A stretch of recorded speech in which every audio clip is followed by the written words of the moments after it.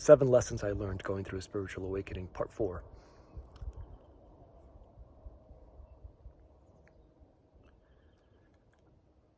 The fourth lesson I learned was that there is no one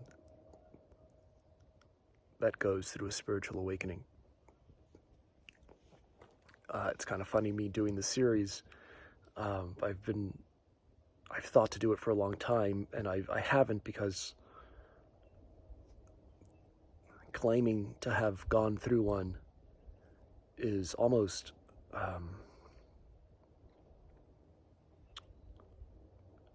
it almost defeats the whole point of it.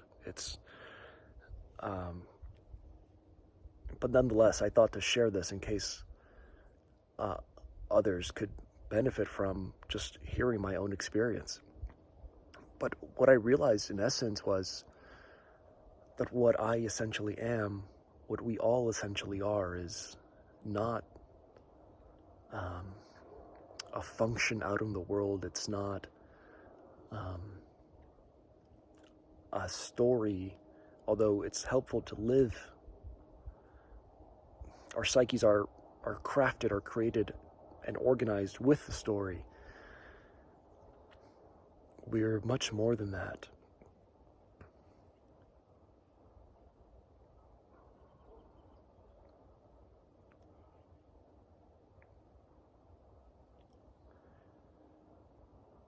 What I realized was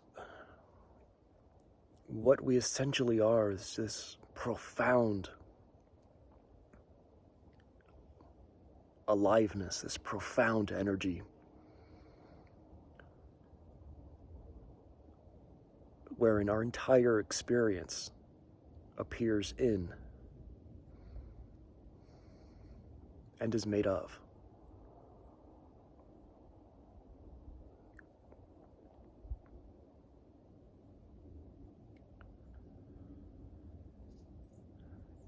You might say it's the being. When we say the words human being, it's the being that sits behind our human experience. And during the pandemic, I was put in touch with that. I was put deeply, deeply in touch with that, and understood it to be no different than the present moment, no different than the now.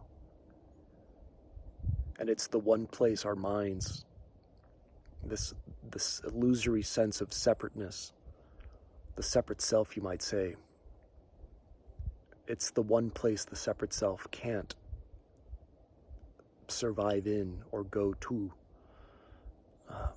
It's part of its mechanism is to constantly oscillate between past and future, because that's where it derives its sense of worthiness, its sense of significance, its sense of validation or lack thereof. But going deeply into the present moment, going deeply into the only moment there is, this moment, the now,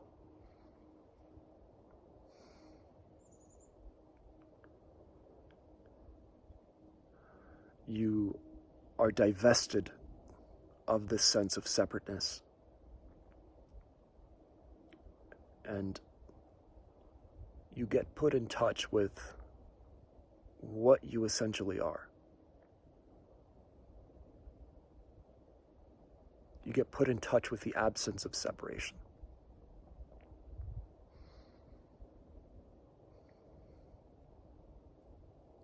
And the felt qualities of that are peace and happiness. The felt qualities of that are what the separate self is attempting to go out into the world and find and seek through substances, activities, relationships. But it's never enough, because that's not where peace and happiness reside. The separate self confuses peace and happiness for pleasure, and it does all it can to, through substances, through activities, through relationships, to cultivate or get in touch with pleasure, not knowing that, or not realizing that it's always ephemeral, not realizing that it's always fleeting. The true source is within us.